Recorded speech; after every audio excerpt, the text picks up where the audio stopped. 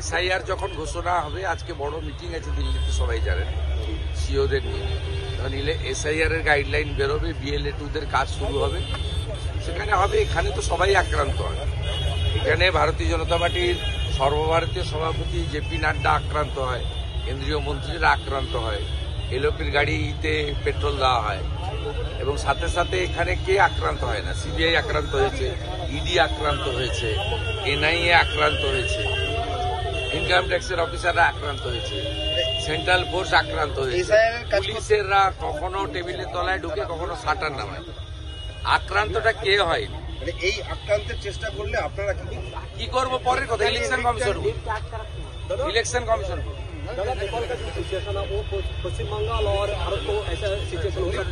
इसके लिए हमारी एक्सटर्नल अफेयर्स मिनिस्ट्री है, हमारी एक्सटर्नल अफेयर्स मिनिस्टर है, प्राइम मिनिस्टर है, वो देख रहा है।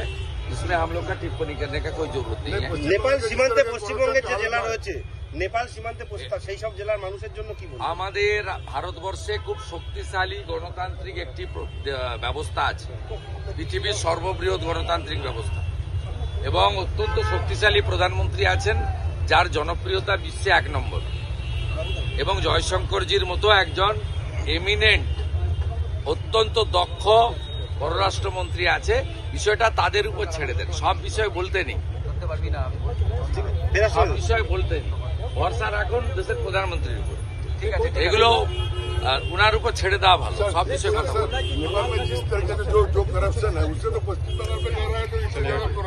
देखिए, हम लोग बाहरी देश के बारे में इस तरीके से टिप्पणी नहीं करते। और TMC का एक MLA, वो जो IPS था हुमायूं कबीर, अपने सोशल मीडिया पोर्टल में दिया है कि भारत में भी चाहिए। ये लोग का मकसद देख लीजिए, हम लोग इतना घटिया बात नहीं बोलते। এসআইআর ঘোষণা কি সময়ের অপেক্ষা? এসআইআর ঘোষণা কি? এসআইআর তো নতুন নয়, 2002 হয়েছে, 2025 হবে।